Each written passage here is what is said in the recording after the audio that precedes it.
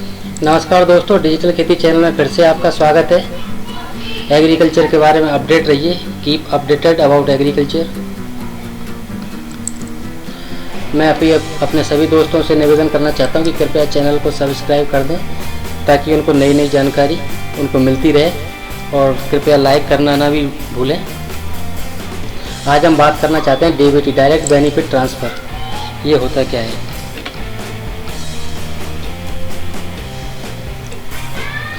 किसानों को किसी भी आदान जैसे खाद, बीज, दवाई व कृषि यंत्रों पर अनुदान या छूट मिलती है विभाग द्वारा, ताकि उनको खेती की लागत को कम किया जा सके व किसान को खेती करने से लाभ हो। हम सभी जानते हैं कि बहुत सारे कृषि यंत्र या कुछ चीज़ें ऐसी आती हैं जो बहुत महंगी होती हैं, तो सरकार उनको उन पर अनुदान प्रदान करती है ताकि उनको लागत कम हो सके और वो अच्छी चीज़ का इस्तेमाल अपनी खेती में कर सके।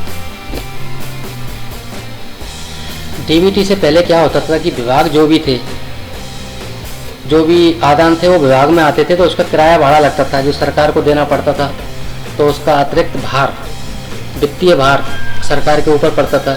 दूसरा क्या रहता था कि कभी कभी जो आदान थे, जो खाद, बीज, दवाइयाँ या कृषि यंत्र थे, वो समय निकल जाने के बाद आते थे, क्योंकि बहुत सारी सरकारी प्रक्रिया रहती है जिनके बाद वो आदान आता है, जिसके कारण वो गोडाउन में पड़ा रहता था।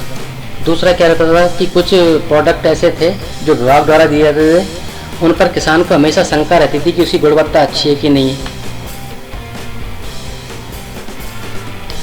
दूसरा सबसे इम्पोर्टेंट चीज़ क्या थी कि जो भी आदान विभाग में आते थे वही किसान को देने पड़ते थे और वही किसान को लेना पड़ता था, इसलिए थोड़ी समस्या थी। अगर कोई नई वैरायटी आई हो या नई कोई चीज़ आई हो तो किसान को हो सकता है वो नहीं मिले, क्योंकि विभाग केवल वही चीज़ देता था जो उनके यहाँ पे आती थी। दूसरा, किसान अपनी मर्जी का आदान नहीं खरीद पाता था। कभी कभी आदान विभाग में रखा रह जाता था, जिसके कारण वो क्या है, एक्सपायर हो जाता था और वो किसी के काम भी नहीं आता था।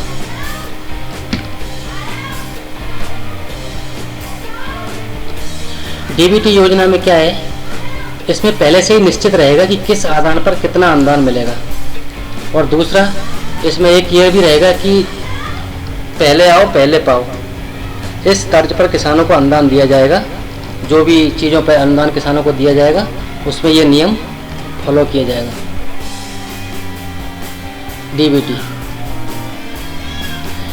डीबीटी में क्या रहेगा, डायरेक्ट बेनिफिट ट्रांसफ़र में इसमें किसानों को विभाग से जो भी छूट या आदान मिलता है वो सीधा किसानों के खाते में आएगा।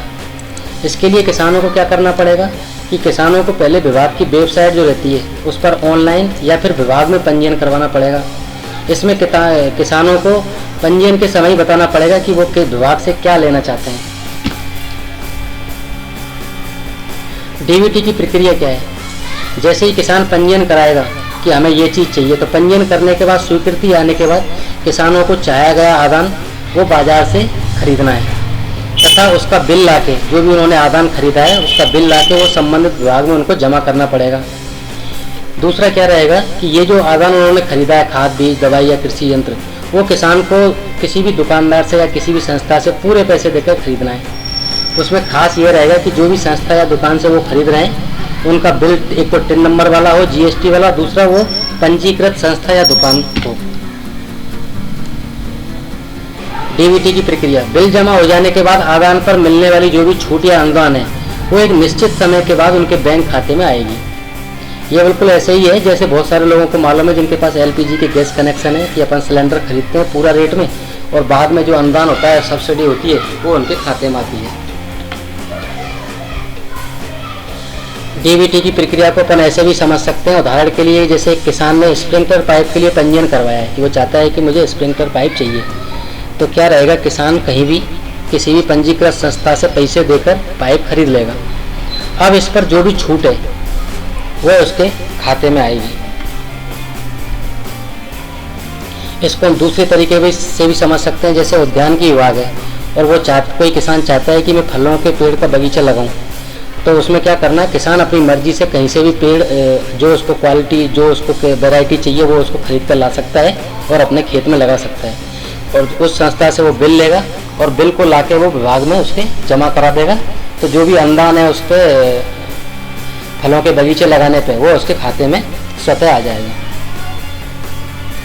पंजीयन की प्रक्रिया, इसमें किसानों को क्या करना है कि अपना पहचान पत्र जैसे आधार कार्ड, वोटर आईडी वगैरह, ज़्यादातर आप मान के चलें कि आधार कार्ड ही चलेगा। दूसरा आपका बैंक पासबुक, ज़मीन का खाता खसरा, जाति प्रमाण पत्र और किसान का फोटो, ये सब ले जाके नहीं, या तो उनको विभाग में या फिर विभाग की वेबसाइट पर ऑनलाइन पंजीयन करना है। इससे किसान का फायदा क्या होगा? इसमें क्या होगा कि किसान को खाद, बीज, दवाई, कृषि यंत्र लगभग सभी पर अनुदान मिलेगा। दूसरा, डीबीटी होने के बाद किसान को फायदा जो है ज़्यादा होगा, उसे समय पर आदान मिलेगा व उसकी गुणवत्ता भी किसान की मर्जी की होगी। दूसरा है कि छूट या अनुदान पर किसान को शक रहता है कि छूट ज़्यादा थी, मेरे को कम मिली, तो चूंकि ये छूट उसके खाते में सीधे आएगी, इसलिए शक की इसमें कोई गुंजाइश नहीं रहेगी। और किसान के क्या फायदे हैं इसमें? ये प्रक्रिया सभी राज्यों में लागू है और किसान अगर चाहते हैं कि एक से अधिक योजनाओं का लाभ लेना चाहते हैं तो वो उसका अधिक योजनाओं में भी पंजीयन करा सकते हैं। इसमें एक चीज़ खास रूप से ये ध्यान रखने वाली है कि जिस किसान के नाम पर ज़मीन है, कागज़ भी उसी किसान के होने चाहिए। जैसे रामचंद्र बल्द रमेश चंद्र के नाम पर ज़मीन है तो उसका आधार कार्ड, बैंक पावती, उसका जाति प्रमाण पत्र सब उसी के नाम से होना चाहिए। ऐसा नहीं कि पिताजी का आधार कार्ड है और बेटा के नाम पर ज़मीन का खाता है, या पिताजी के नाम पर ज़मीन है और बेटा का आधार कार्ड लगा दिया, ऐसा नहीं होना चाहिए। जो भी आपको कागज़ लगाने हैं वो उसी किसान के लगाना है जिसके नाम पे ज़मीन है। दोस्तों, मेरे चैनल का नाम है डिजिटल खेती। मैं आप सभी से निवेदन करता हूं कि इसके कृपया इसको सब्सक्राइब करें, लाइक करें, और अगर आप कुछ पूछना चाहते हैं तो कमेंट करें। सब्सक्राइब और लाइक करना ना भूलें, और जिन्होंने सब्सक्राइब कर दिया उनको बहुत बहुत धन्यवाद। दोस्तों, देखते रहिए डिजिटल खेती ऑन यूट्यूब।